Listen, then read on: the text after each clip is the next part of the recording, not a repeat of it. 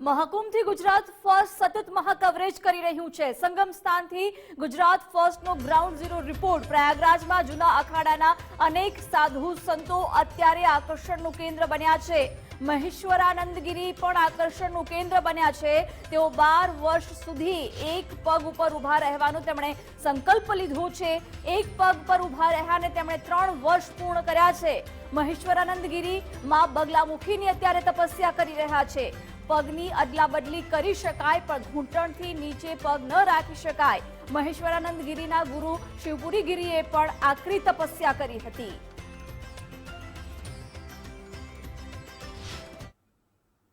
પ્રયાગરાજ જ્યારે ગુજરાત ફર્સ્ટની ટીમ પહોંચી છે અને તેમાં પણ જૂના અખાડામાં જ્યારે પહોંચી છે ત્યારે અહીંયા જો વાત કરીએ તો ખૂબ જ અલગ અલગ સાધુ સંતો છે તે જોવા મળી રહ્યા છે। ખાસ તો જો વાત કરીએ તો શિવગિરીજી મહારાજ છે તે અહીંયા બિરાજમાન છે અને તેની સાથે તેમના શિષ્ય છે કે જેમણે 12 વર્ષ સુધી ઊભા રહેવાની આકરી તપસ્યા છે તેનો પ્રણ તેમણે લીધો છે અને જેના 3 વર્ષ તેમના આ પ્રણને પૂરા થઈ ચૂક્યા છે। 3 વર્ષથી તેઓ આ જ પ્રકારે ઊભા છે। સૌથી પહેલા તેમના ગુરુજી છે તેમની સાથે વાત કરીશું। गुरुजी, आप के बारे में बताइए, आप कहाँ से हैं, सब लोग कहाँ से सबसे पहले तो आए हैं और कैसे अलग अलग शिष्या है गुरुजी आपके पास?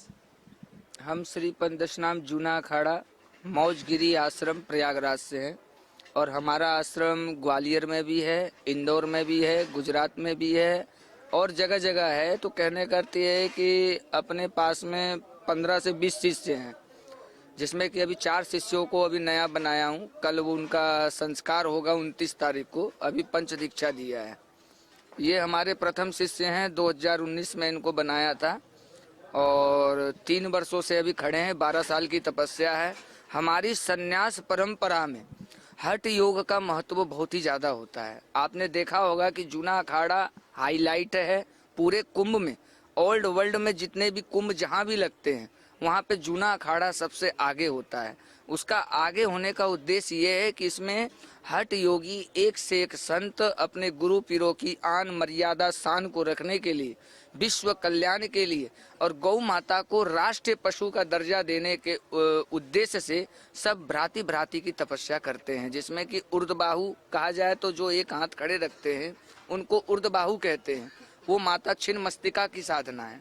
खड़ी तपस्या माता बंगलामुखी की साधना कही जाती है, जो कि एक पेड़ से खड़े होकर भजन को किया जाता है। अच्छा, ये महाराज जी भी एक पैर पे ही खड़े हैं। चलेंगे, रनिंग करेंगे तो लाजीब है कि आपको दोनों पैर का सहारा लेना पड़ेगा कि, परंतु अगर वो एक जगह स्थायी रूप से खड़े हैं तो उनको एक पैर पे ही खड़ा होना पड़ेगा।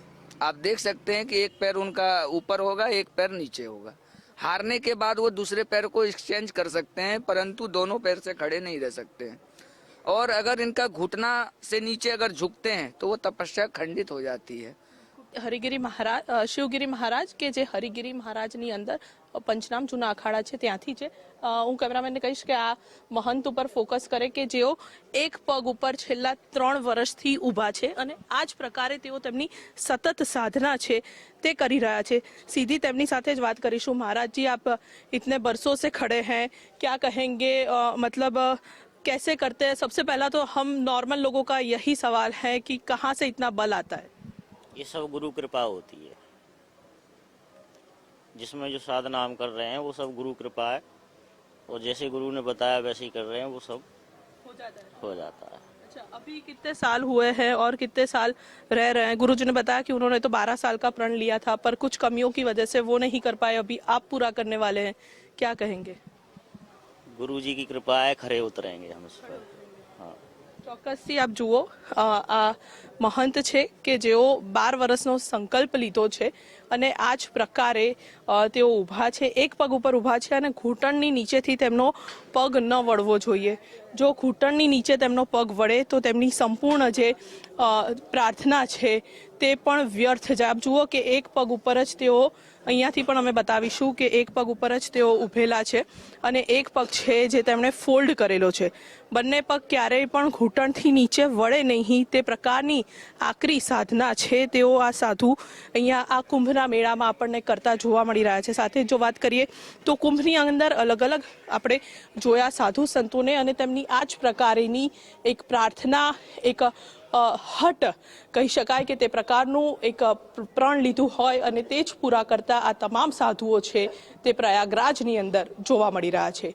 કેમેરામેન ગૌરવ સક્સેના સાથે રીમા દોશી, ગુજરાત ફર્સ્ટ, પ્રયાગરાજ.